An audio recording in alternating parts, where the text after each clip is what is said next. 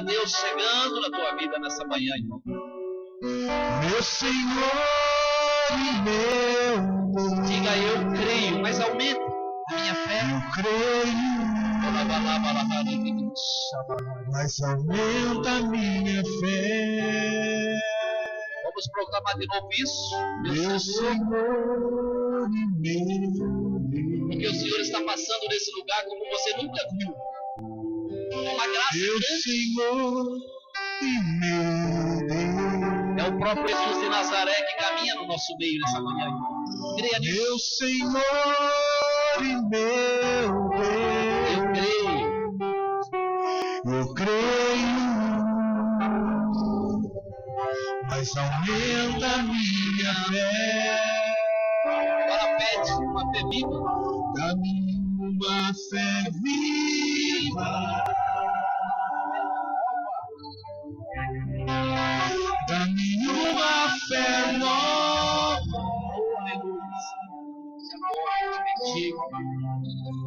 Traduzida na vida, testemunhada, o amor pelos irmãos. Dá-me uma fé viva. Dá-me uma fé nova, traduzida na vida, testemunhada, do amor pelos irmãos.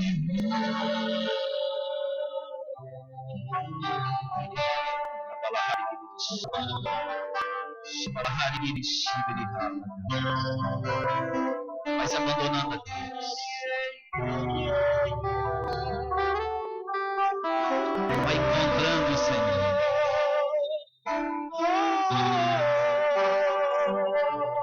O Senhor tira de dentro de nós todo o barulho interior que guardamos, toda contenda, toda luta. Deus quer te dar um descanso aqui. Deus quer se revelar para você como Deus consolador. Sinta Deus. O sentimento que vem no meu coração é de muitas pessoas que já não conseguem mais sentir o Senhor na sua vida de oração pessoal. E nesse momento, o Senhor está te devolvendo essa graça. Receba. Receba com gratidão. Porque Jesus de Nazaré está passando na tua rua. Ele está passando hoje na tua rua. Não perca tempo. Encontre-se com Ele. O mesmo Jesus que caminhou pelas ruas da Galileia e da Samaria. O mesmo Jesus que conversou com a samaritana no poço de Jacó. Está passando agora aqui. E se você tiver um coração aberto para Deus, você também conversará com Ele. E Ele virá em você. E falará com você. E te dará as bênçãos, as riquezas do reino. É como que se Jesus estivesse entrando aqui com um baú de grandes tesouros. Tesouros espirituais. E Ele está dando para cada um de nós, irmãos. Convido a você a ver Jesus passando assim. E te entregando tesouros espirituais. Não passe por esse congresso desapercebido. O convite que eu te faço é de você entrar fundo, porque nós viemos aqui como aquelas pessoas foram no Monte das Oliveiras, quando Jesus pregou no capítulo 5 de São Mateus. Jesus de Nazaré está passando por aqui. E se você tiver o teu coração voltado para Deus, Ele encherá a tua vida de alegria, de paz. Ele te dará o Espírito Santo. E você terá uma nova alegria, uma nova paz. A paz que não nos é roubada. A paz que ninguém pode tirar de nós. A paz que esse mundo não pode nos dar. Jesus de Nazaré tem para você hoje.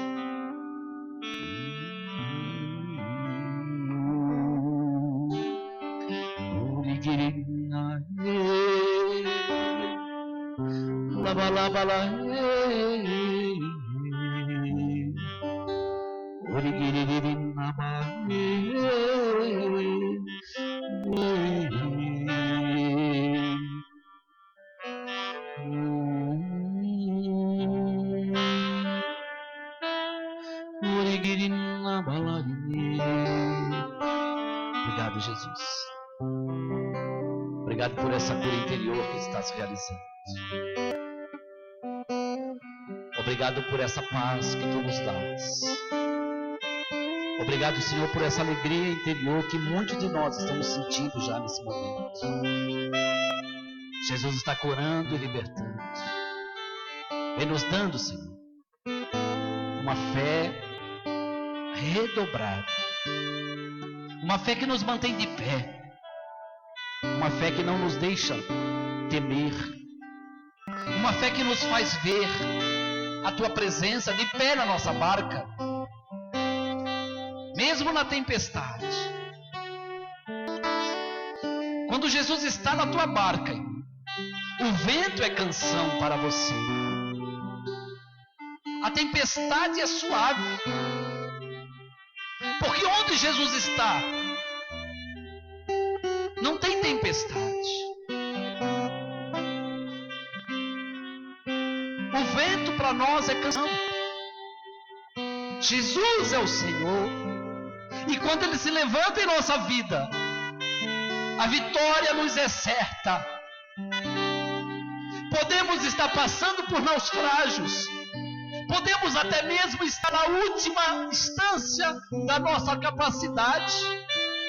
Quando Jesus se levanta em nossas vidas, as nossas forças se refazem e tudo muda em nosso favor. Porque Ele é o Senhor. Ele é capaz de mover as leis da natureza em teu favor. Ó, meu amado Jesus, nós te convidamos a se levantar em nossas barcas e a erguer os teus braços poderosos, Senhor, dando ordens em nossas vidas, para que tudo tome o rumo de Deus em nossas vidas. Senhor, dai ordem em nossa saúde, para que a nossa saúde se ordene à vontade de Deus. Dai ordem, Senhor, aos nossos medos, para que os nossos medos dê lugar à esperança. Dai ordem, Senhor, em nossos caos, para que todo caos se transforme em ordem na nossa vida. Dai ordem, Senhor, para as nossas famílias, para os nossos filhos. Ordena, Senhor, um tempo de paz, de bonança, de calmaria, de sossego e de libertação. Aumenta a nossa fé, Senhor, para que possamos crer assim, para que a nossa fé seja para nós um instrumento poderoso de salvação.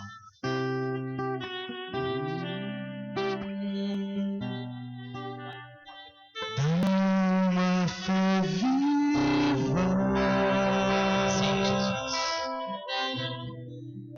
Dá-me uma fé nova. Pede porque você está falando direto com o Senhor. Traduzida na vida. Testemunhado. Testemunhada. Pede isso. No amor pelos irmãos. Mais uma vez. Não se disperse. Uma fé Entra na luta que nós estamos iniciando. Dá-me uma fé nova. Dá-me uma fé nova. Aleluia. Traduzida na vida. Testemunhada. O amor pelos irmãos. Obrigado, Jesus. Muito obrigado pela tua misericórdia. Irmãos, eu sinto que o Senhor já está curando muitos de nós. A cura que eu vejo o Senhor fazer de primeira instância é uma cura espiritual na alma. Deus está retirando de dentro de nós distúrbios que nos faziam cambalear na vida espiritual. Você vai perceber a constância que você receberá a partir de agora, porque o Senhor operou uma libertação aí, e eu louvo a Deus por isso. Nós vamos estar com esse congresso o tempo todo com a intercessão da Beata Helena Guerra. A Helenita está aqui com ela, vou pedir até que a Helenita ponha ali para nós. A Beata Helena Guerra é uma instância, aliás, é uma relíquia. Não é aqui o Santíssimo Sacramento, né, irmãos? É uma relíquia de primeiro grau. Ali tem pedaços do osso do joelho.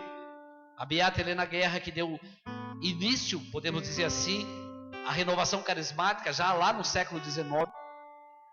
E a renovação carismática católica está divulgando mesmo a devoção a ela, que foi beatificada pelo Santo Padre, o Papa João 23, beatificado agora, né? Canonizado. E ela vai estar conosco intercedendo por nós. O Sadi havia me pedido, e a Beata Helena Guerra vai ficar durante um bom tempo aqui, né, Sadi? Na diocese, né? Deus tem operado maravilhas através da intercessão da Beata Helena Guerra para nós nesses tempos. Por isso eu queria que você não perdesse tempo. Ore a Deus por intercessão da Beata, sobretudo nesse tempo que ela estará conosco aqui. Deus tem feito verdadeiros milagres, irmãos. Eu mesmo tenho um grande milagre na minha família. Um sobrinho meu que foi atropelado 6 anos, ele foi dado como morto e Deus trouxe ele de volta. Foi um grande milagre que nós temos pela intercessão da Beata Helena Guerra. E diversos outros milagres que nós temos catalogados pelo Brasil, inclusive com aprovação eclesiástica. Um milagre em Uberlândia, um milagre de ressurreição, com aprovação eclesiástica, já foi feito todo o processo. Inclusive vai constar esse milagre aqui em Uberlândia para a canonização da Beata Helena Guerra. Um jovem que havia tido um acidente e teve traumatismo craniano, morreu, teve morte cerebral decretada pelos médicos, e quando se levou lá a relíquia com a oração, ele retomou a vida. Um grande milagre que a equipe médica que compôs essa comissão da igreja para avaliar disse claramente que não há explicação na medicina aquele milagre que aconteceu aqui em Uberlândia, em Minas Gerais. Então veja que nós estamos sob um tempo muito propício de Deus. E quem não está aproveitando desse tempo é porque está cego. É porque está titubeando por aí e não está vendo o que Deus está falando e fazendo. Irmãos, eu tenho muito medo disso nesses tempos. De servos e servas da renovação carismática intertidos com outras coisas. Com o mundo até. E até mesmo com as missões, com as suas ações missionárias, com seus muitos afazeres. Não que não seja bom, é ótimo, mas isso não pode nos separar de Deus. O que a gente percebe é muitas pessoas dispersas, no tempo onde Deus pede de nós intimidade. E Ele pede intimidade de uma maneira mais profunda, porque nós precisamos ver o que Deus está fazendo. E Deus não faz as coisas nos estardalhaços, na pirotecnia, não é? Com fogos de artifício, não. Deus faz as coisas na suavidade. E é preciso então atenção, atenção, atenção, ouvidos e olhares espirituais. É preciso então oração, irmãos. Nós vamos falar um pouco disso aqui durante o congresso, porque nós estamos vivendo um tempo profético dentro do nosso movimento. Eu tenho dito, desde a consagração do terceiro milênio, Sadi, pelo santo João Paulo II, vocês lembram? Quando virou o milênio, que nós fizemos 3 anos, um ano dedicado ao Pai, ao Filho e ao Espírito Santo, os 3 últimos anos do século XX, não foi assim? Onde nós entramos no jubileu, não é? E o Papa João Paulo II, o Santo João Paulo II, consagrou esse milênio. Irmãos, nós temos 14 anos desse milênio, e eu posso dizer para você, dentro da renovação carismática, nós estamos vivendo um tempo profético, algo impressionante. Parece que nós recebemos assim como que um impulso novo, e nós podemos ver, eu conheço a renovação carismática no Brasil inteiro, tenho viajado por todos os estados do Brasil, e tenho visto o que Deus está fazendo no nosso meio. Nós estamos vivendo um tempo onde Deus está derramando o seu Espírito de uma maneira profunda, gente. Profunda, como nunca aconteceu na história. E nós estamos dentro desse tempo.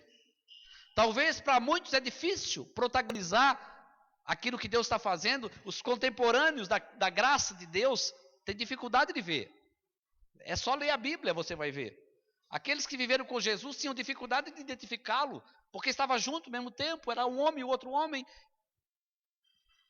E aí os que vêm lá na frente, depois é que olham atrás e veem que não seja nós assim. Que nós não sejamos como aqueles que viveram o tempo de Deus sem ver, cegos, surdos, mudos. E aí quando vieram gerações futuras, olham para trás e dizem, como nós dizemos hoje lá do tempo de Jesus, como que esse povo não conseguia ver?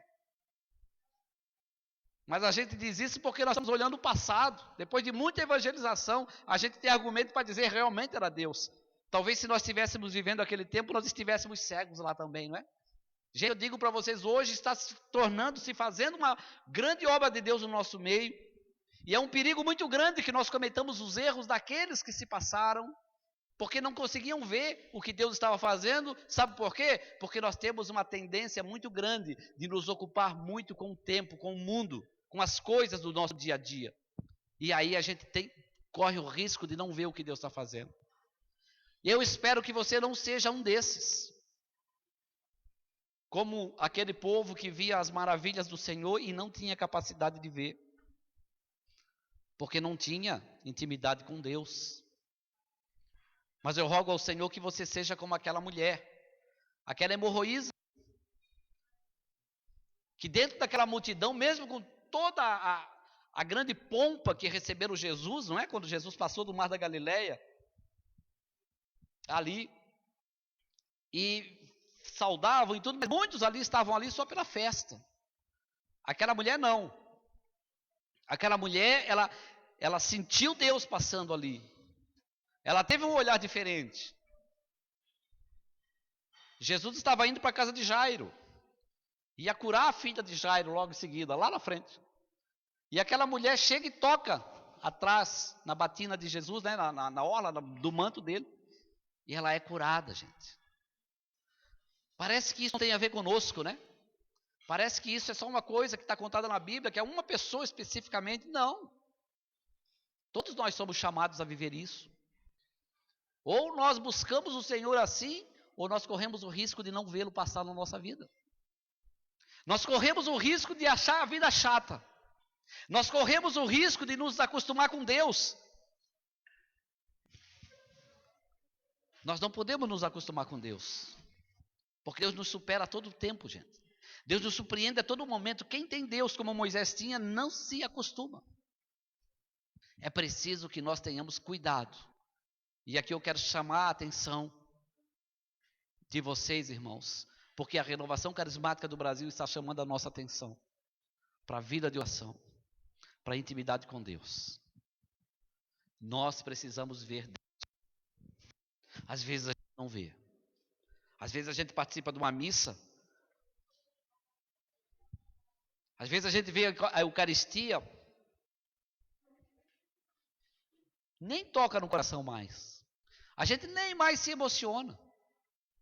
Não estou falando aqui que é o emocionalismo, mas, gente, se eu estou diante de Deus, será que eu fico igual?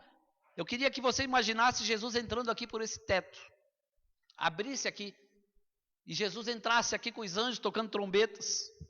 Como é que você se sentiria? Você ficaria do jeito que você está, assim, sentadinho olhando? Poxa, que coisa legal. Ou pensando na vida, né? Jesus descendo aqui com todo o poder, né? Você pensando na vida, se distraindo. Será que ficava assim? Imagina. Claro que não. Talvez você corresse daqui com medo, né? Talvez você se jogasse no chão para adorar. Sei lá qual é a tua atitude nesse momento. Imagina isso. É isso que eu estou falando, irmãos. Certa vez estávamos pregando retiro. E nesse retiro tinha um menino que era da renovação carismática, sim, mas que tinha uma irmã que era evangélica. E ele veio falar comigo se podia trazê-la ali, porque ele fazia tempo que ele não havia o retiro na cidade dela. E eu falei, é evidente que pode chamá-lo. E quando ela chegou, nós estávamos no momento do Santíssimo, para entrar o Santíssimo Sacramento, preparando tudo. E ela vem assim, entra por uma porta lateral, e quando ela para na porta lateral, ela disse depois, né? Sentiu que Deus dizia para ela, toca na orla do meu manto e você será curada. Ela falou com ela mesma, mas isso aqui não deve ser de Deus? Como assim? Estou aqui nesses católicos, aqui são todos uns idólatras, que ela tinha esse pensamento. Isso aqui não é de Deus? Como assim toca na orla? O que é isso? E aquilo continuou na cabeça dela, ela tinha um problema, neurológico, que ela não conseguia simplesmente dormir. Ela tomava remédios para dormir 2 horas por noite no máximo. Remédios pesadíssimos. E eis que vem o Santíssimo aqui, passando ali bem próximo dela. Quando ela viu aquela cena, ela não sabia nem o que era aquilo. E ela, com aquele pensamento de tocar na orla do manto de Jesus, ela vai e toca na batina do diácono. E quando ela faz isso, gente, essa mulher, ela é imediatamente curada, completamente. Só que ela não se tocou ali. Ela saiu dali, sentiu uma alegria muito grande, foi para casa, tomou os remédios e dormiu até as 3 horas da tarde naquele dia. O marido dela pensou até que ela tinha morrido. Porque ela tomou um remédio para uma pessoa já saudável, entende? E aí ela viu que estava curada. Ela ligou para o irmão e disse, olha, eu recebi um milagre aí. E eu queria ir aí testemunhar. E o irmão dela me perguntou, falei, claro, traga ela na missa final do encontro. E ela veio e deu esse testemunho e disse assim, olha, eu entrei nesse encontro evangélica e saí católica. Porque lá em casa, glória a Deus, né? Ela disse, lá em casa, eu e meu marido e as minhas filhas já decidi, por isso que eu estou falando aqui para vocês, todos nós vamos procurar a igreja, vamos procurar o padre, nós vamos lá pedir o batismo, e dito e feito, gente, o grupo de oração atendeu elas lá, são todos católicos hoje. Veja, eu estou contando esse testemunho para dizer que às vezes nós católicos, que sabemos muito bem que Jesus está no Santíssimo Sacramento, nós não damos tanta atenção assim, né? E ela, uma mulher que acredito que rezava sim, por isso foi tocada pelo Senhor, ela viu Jesus passando por ela ali, mesmo sem saber nada de teologia católica, mas Deus fez um milagre na vida dela, por quê? Não porque ela tinha um conhecimento, porque ela acreditou. Veja, gente, como é que é a questão. E nós temos Jesus sacramentado todo dia, se quisermos, e nós passamos assim. Eu queria chamar a sua atenção para isso. Mas você não vai ter o amor pelo Senhor Jesus sacramentado só porque você quer agora, né? Isso é uma disciplina que você precisa se colocar. É preciso que nós tenhamos isso também. Nós somos muito danados nessa questão. O católico não quer disciplina, não. O católico quer fazer uma novena e já ser batizado, já ser receber a graça. Ele quer rezar 10 Ave-Marias e porque rezou as 10 Ave-Marias, ele acha que já pode receber a graça. E não muda de vida, não troca de situação, não. Ele acha que é assim. E ai de Deus se não der, né? Já desanima, já desiste. O católico, alguns, né? Estou falando alguns. Não estou generalizando aqui, não. Mas alguns são assim, vocês sabem que eu estou falando a verdade. Acham que pode ter Deus e o mundo. Deus e o mundo. Tem muito carismático pensando isso, viu? Muito carismático pensando isso. Acha que pode ter Deus e o mundo. Vive tudo como o mundo manda. Vive as desgraças do mundo aí. E quer que Deus... Não, você já escolheu. Você já escolheu. Você escolheu o mundo. Aquele mundo que Jesus fala em João 14, que não vê, nem conhece, nem receberá o Espírito Santo por isso. Amados, é preciso ter esse olhar. E Deus está fazendo isso na renovação carismática. Através da Beata Helena Guerra, nós temos recebido muitas graças assim. Agora nós estamos vivendo um tempo novo dentro da renovação. Esse tempo que Deus nos chama a viver a unidade. Você já ouviu falar desse apelo aqui na diocese? Alguém aqui já falou? Que o tema do ano da renovação carismática católica é a unidade? Já falaram isso? Ou não? Sim, com certeza disso. E o que nós estamos fazendo para viver a unidade? Será que nós estamos nos esforçando mesmo? Será que realmente nós estamos querendo essa unidade? Ou nós só entramos no tema, né? Nós só entramos no tema, cantamos a música, mas a prática se torna um hiato, né? Está separado daquilo que nós cantamos, daquilo que nós ouvimos. Eu queria que você abrisse a palavra de Deus, lá no livro, na carta aos Efésios,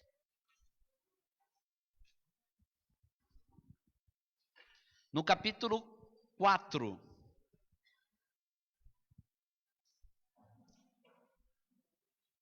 Efésios 4.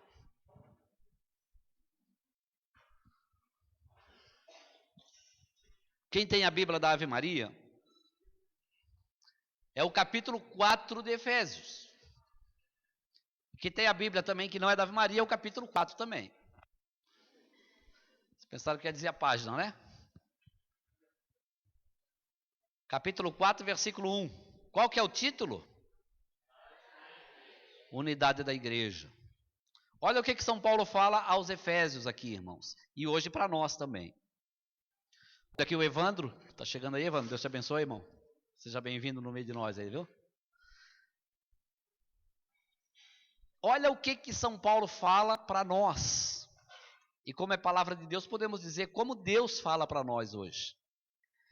Exorto-vos, pois, prisioneiro que sou pela causa do Senhor, que leveis uma vida digna da vocação a qual fostes chamados, com toda a humildade e amabilidade, com grandeza de alma, suportando-vos mutuamente com caridade.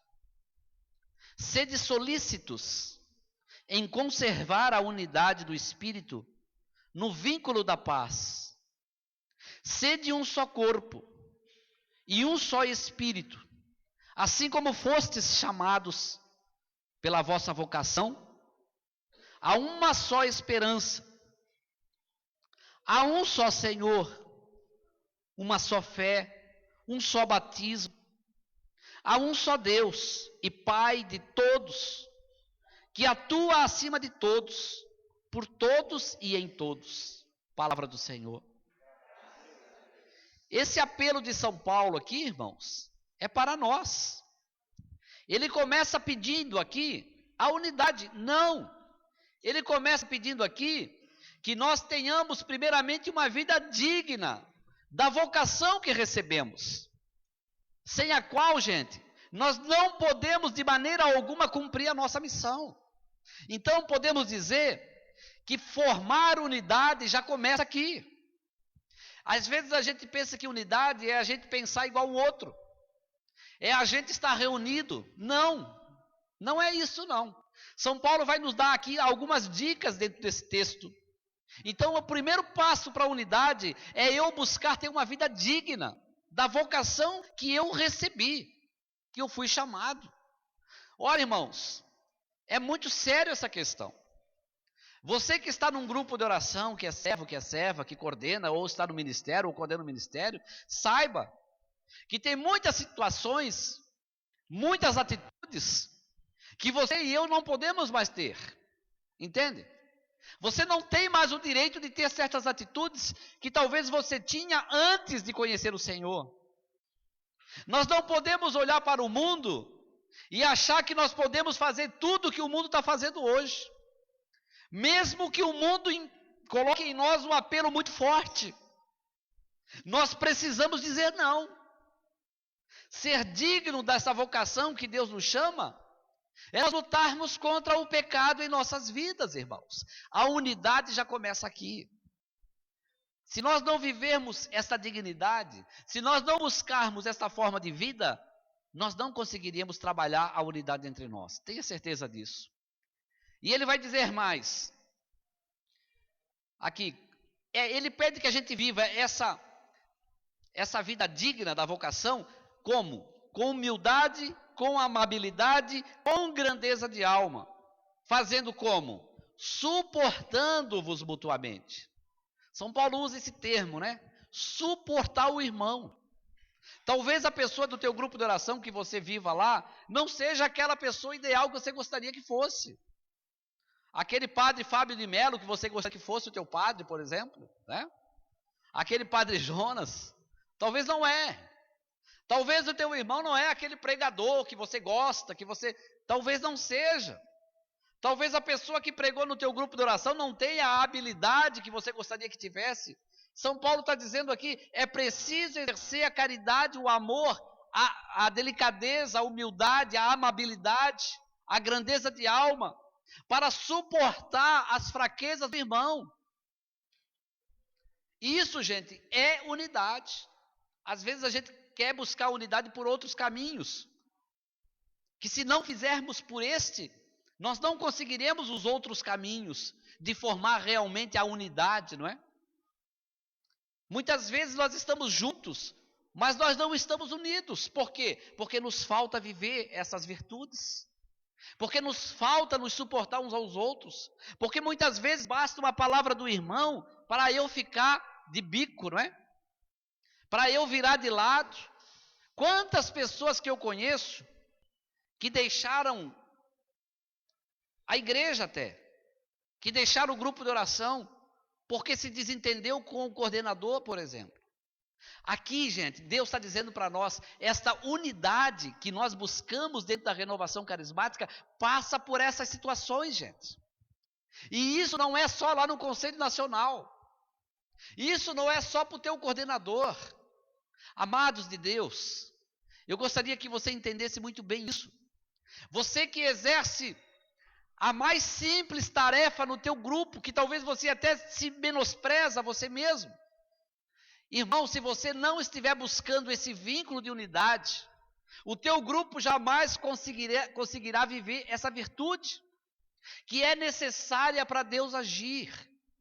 Deus nos pede a unidade, e Jesus assim faz a oração no Evangelho de São João, dizendo que nós sejamos um como o Pai é um, porque Ele sabe, irmãos, que se nós não buscarmos isso, primeiramente nós não vamos ser felizes, em qualquer lugar onde estivermos. Imagina o teu grupo de oração, vivendo a contenda, a dissimulação, as brigas, as divisões, que eu quero aqui repetir, muitas vezes não são aparentes. Às vezes, ao olhar o humano, assim, a gente olha, parece que está tudo bem, mas lá dentro, no pensamento, no desejo, nas atitudes secretas, estão todo mundo desunidos, e é aqui que é o ponto, e é aqui que é a questão, porque não é um faz de conta a unidade. O que o Senhor pede a renovação carismática nesses tempos, irmãos, não é um faz de conta, não é algo que nós podemos aqui encenar para as pessoas olharem, não. Dentro dessa temática da unidade, irmãos, existe uma série de implicações que você e eu precisamos ter. Então eu preciso deixar que o meu coração seja tocado pelo Senhor. para que eu possa realmente fazer aquilo que Deus está pedindo para nós. E veja bem qual é a palavra que Deus nos pede aqui para a questão da unidade. Veja o versículo 4, o versículo 3. Sede solícitos, leia comigo, em conservar a unidade do Espírito no vínculo da paz. Olha, irmãos, São Paulo não nos diz assim, para nós buscarmos a unidade. São Paulo está dizendo para nós conservar. Conservar significa o quê? Primeiro lugar, que nós já a temos. Entende, irmãos? Nós já temos a unidade, nós já temos essa virtude. Então ele diz para nós, para conservar. São dois aspectos importantes aqui nesse verbo que São Paulo usa. Eu conservo aquilo que eu já tenho. Então a luta que nós precisamos travar é para que nós conservemos essa unidade. O outro aspecto é o seguinte: ora, se eu preciso lutar para conservar, se eu preciso me esmerar para conservar, significa dizer que eu posso perdê-la. Então nós podemos concluir que nós podemos perder esta virtude da unidade, porque nós precisamos conservar. Primeiramente, conservá-la dentro de nós mesmos, porque a unidade, irmãos, ela não nasce assim, ela não é feita assim com palavras apenas, com discursos. Não é pelo discurso, não são pelas palavras, não é pela forma de andar, de fazer as coisas, não. Não é nem o fato de você vir aqui, porque talvez, se no teu coração não tem esse apelo, esse desejo, essa vontade de estar unido com aquilo que é a renovação carismática católica na tua diocese, o fato de você apenas vir aqui não diz nada para você. Não diz nada, você não está nessa dimensão que São Paulo está falando aqui. Então, dentro desse contexto da unidade, é preciso que eu olhe para mim mesmo, que eu realmente veja dentro do meu coração as minhas intenções, os meus desejos. Às vezes, irmãos, nós temos dificuldade de formar unidade, porque existem algumas orientações, decisões até, que não correspondem com aquilo que eu achava que deveria ser. Então, eu achava que deveria ser desse jeito aqui a condução da diocese, ou qualquer coisa. Como o coordenador, aquele conselho decidiu diferente, então eu já me coloco para trás aqui. Porque, afinal de contas, não é assim que eu imaginava que era o certo. Então eu me coloco para trás e fico só de longe. Isso aqui é ruptura. E isso aqui, irmãos, é o que mais acontece na renovação carismática. E eu pediria que você olhasse para você, que você se fizesse uma reflexão. Porque se é assim que você se sente, é preciso que você retome, que você repense a tua decisão. Porque não adianta, irmãos. Para formar unidade, alguém tem que ceder. Não é atendendo a todos que nós vamos conseguir. Os nossos pensamentos podem ser muitos. A nossa forma de ver as coisas podem ser variadas. Mas para formar a unidade, se eu estou dentro de um grupo, e aquele grupo democraticamente decidiu fazer daquela forma, dentro daquele conselho, dentro daquele discernimento, mesmo que não seja do meu jeito, eu tenho sim que abdicar dos meus pensamentos, dos meus desejos, se é que realmente eu quero formar unidade. E isso às vezes dói, isso às vezes é dificultoso para as pessoas, porque a pessoa vai achar que está perdendo, vai achar que tantos pensamentos que o próprio demônio também vai querer ampliar. Por isso São Paulo diz que é necessária a humildade, a amabilidade. É preciso essas virtudes antes. E nós temos que pedir ao Espírito Santo esta graça aqui, irmãos, dessas virtudes que São Paulo relata aqui para nós. Senão nós vamos perder a unidade entre nós. Senão nós não vamos conseguir. Você não conseguirá apenas se você quiser dizer assim, eu quero estar unido agora, a partir de hoje eu vou estar com a renovação da diocese de Cornélio Procópio, mas se o teu coração não está curado nessa área, você não conseguirá. Eu queria que você pegasse uma palavra agora, lá na frente, deixa eu ver aqui, Lá na segunda carta a Timóteo, no capítulo 2, versículo 14.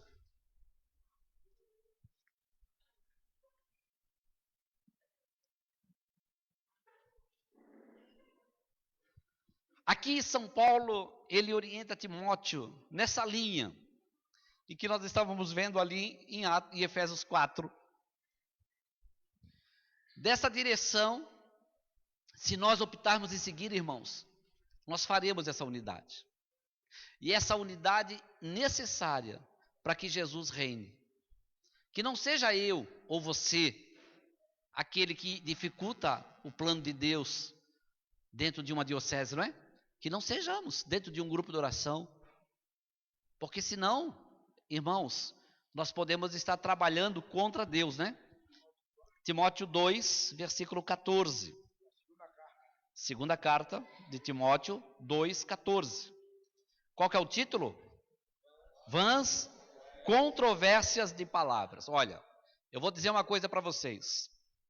A unidade não se vive pelas palavras. Não é falando, né?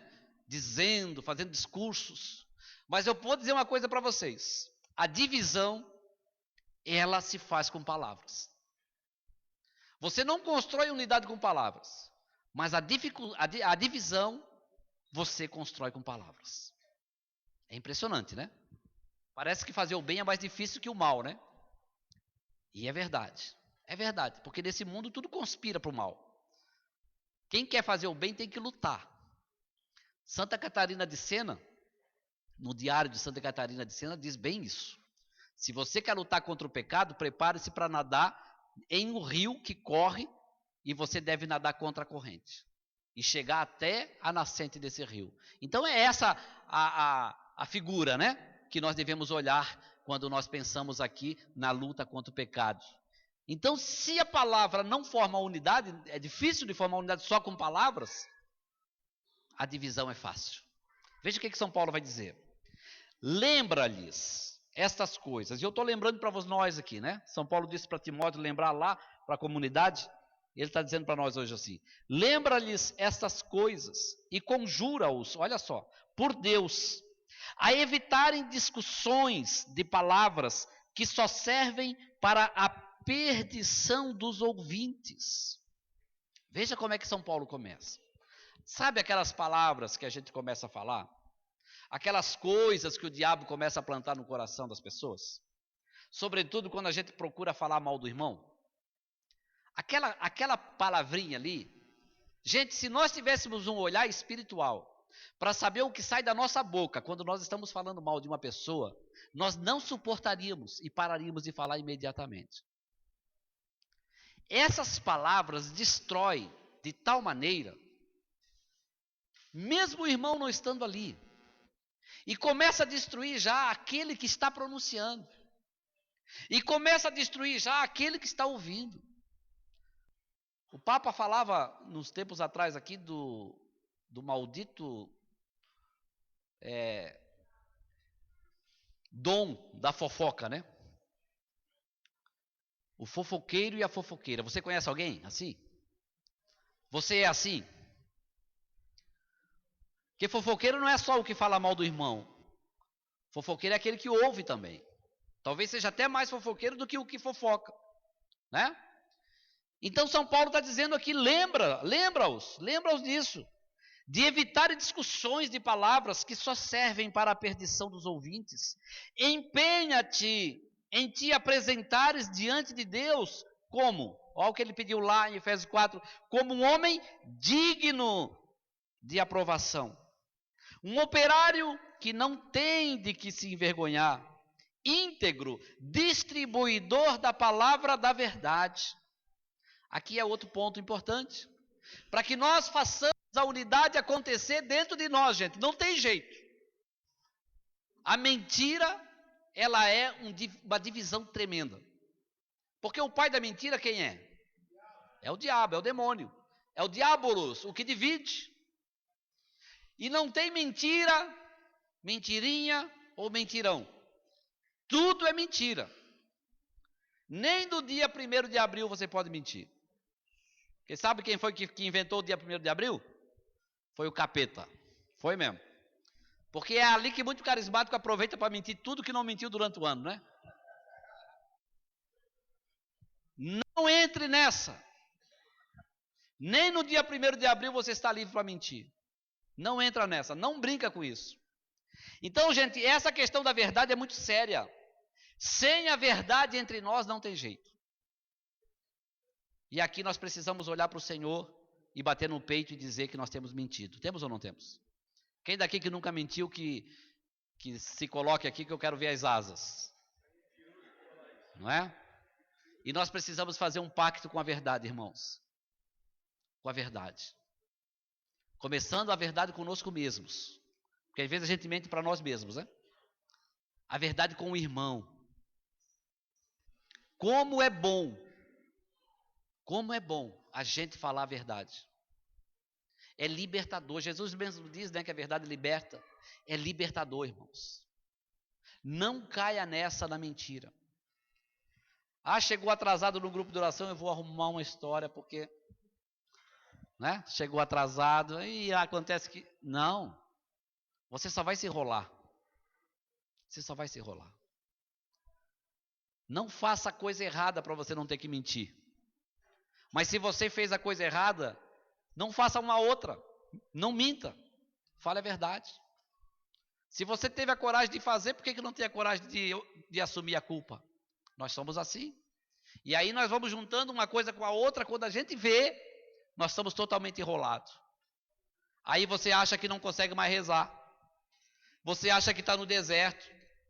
Você acha que tem situações que são pessoas em volta sua que tá fazendo isso com você, que é a tua família que tira de você a espiritualidade. Não, talvez seja você mesmo.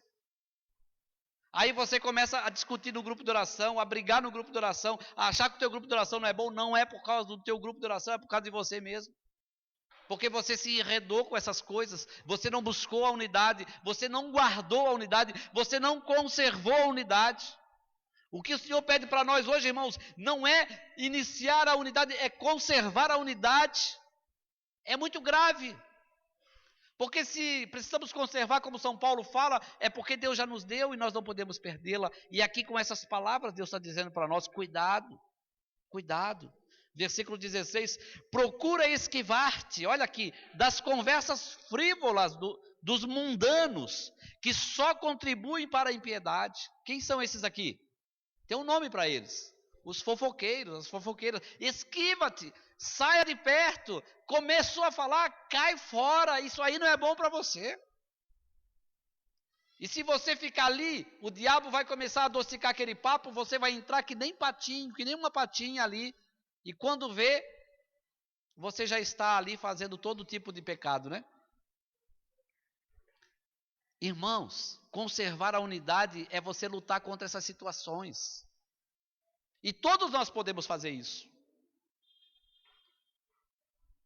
Eu sei que tem um apelo gostoso, né?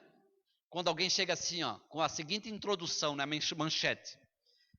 Meu irmão, nossa, eu sei do negócio do sadi que você não imagina. Ah, isso aqui é a senha para ensaiar o irmão a... Meu, mas me conta já. Me conta agora, eu já estou até com brotoeja. Não espera muito tempo. Não é assim? Sobretudo entre as mulheres, né? As mulheres são as mais fofoqueiras da paróquia. Não? Eu sempre vi dizer que quem fofoca são as mulheres, né? Inclusive para esse verbo aí não tem o masculino, né? É só fofoqueira. É verdade isso? O homem também é muito fofoqueiro. E quando o homem fofoca, São Paulo está exortando aqui, irmão. Versículo 17, diz, repito, né? As palavras dessa gente, como é que diz aqui? Destrói como a gangrena. Deste número são Himeneu e Fileto, que se desviaram da verdade, dizendo que a ressurreição já aconteceu e transtornaram a fé de alguns. Esses aqui são os que viviam essas situações que São Paulo diz para não fazer. Eles até deturparam a palavra, tirando pessoas da fé. E é isso que acontece quando nós optamos por essas coisas, irmãos. Nós não estamos construindo, nós estamos destruindo. E começa, eu repito, a destruição dentro de nós mesmos. E nós começamos a sentir dentro de nós mesmos o amargor dessas situações. Por quê? Porque nós estamos trabalhando contra. Nós estamos fazendo o papel do outro. Nós não estamos conservando a unidade que Deus espera que tenhamos dentro do nosso grupo, dentro de nós mesmos, dentro da nossa família. É preciso ver essa questão com olhos muito próximos de nós, não é? Versículo 19: contudo, o sólido fundamento de Deus se mantém firme, porque vem selado com estas palavras: o Senhor conhece os que são seus, e renuncie à iniquidade todo aquele que pronuncia o nome do Senhor. Numa grande casa não há somente utensílios de ouro e de prata, mas também de madeira e de barro, aqueles que para ocasiões finas, estes para uso ordinário. Quem, portanto, se conservar puro e isento dessas doutrinas, será o utensílio nobre, santificado, útil ao seu possuidor, preparado para todo benefício. Aqui, irmãos, é importantíssimo olharmos os nossos grupos, olharmos nós mesmos. Nem todo mundo tem o mesmo dom. E mesmo você que pensa que tem um dom inferior, o uso daquilo que Deus te deu para fazer, da tua tarefa, da tua atribuição, é tão importante quanto o outro que está em evidência. E nós todos temos que nos respeitar nesse sentido, se é que realmente queremos guardar a unidade entre nós. É um exercício diário. É fácil? Não, não é fácil. Assim como não é fácil entrar no céu. Mas é preciso, gente, que nós nos coloquemos em uma disciplina, que nós tenhamos a capacidade de reflexão entre nossa mesmo, dos nossos atitudes, dos nossos atos, para que a gente não passe 1 ano, 2 anos, 3 anos trabalhando contra Deus.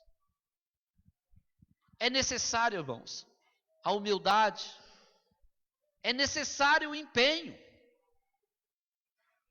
Seguindo o que São Paulo exorta aqui a Timóteo: foge das paixões da mocidade, busca com empenho a justiça, a fé, a caridade, a paz, com aqueles que invocam o Senhor com pureza de coração. Rejeita as discussões tolas e absurdas, visto que geram contendas. Essa palavrinha aqui é muito forte. As contendas que não nos deixam rezar como nós devemos rezar, como fala São Tiago, que não permite que nós oremos de maneira que Deus possa nos atender, são as contendas que vêm das paixões. É preciso, irmãos, que nós fujamos dessas coisas. Ele vai continuar falando, 24, não convém a um servo do Senhor, a uma serva do Senhor altercar. Bem ao contrário, seja ele condescendente com todos,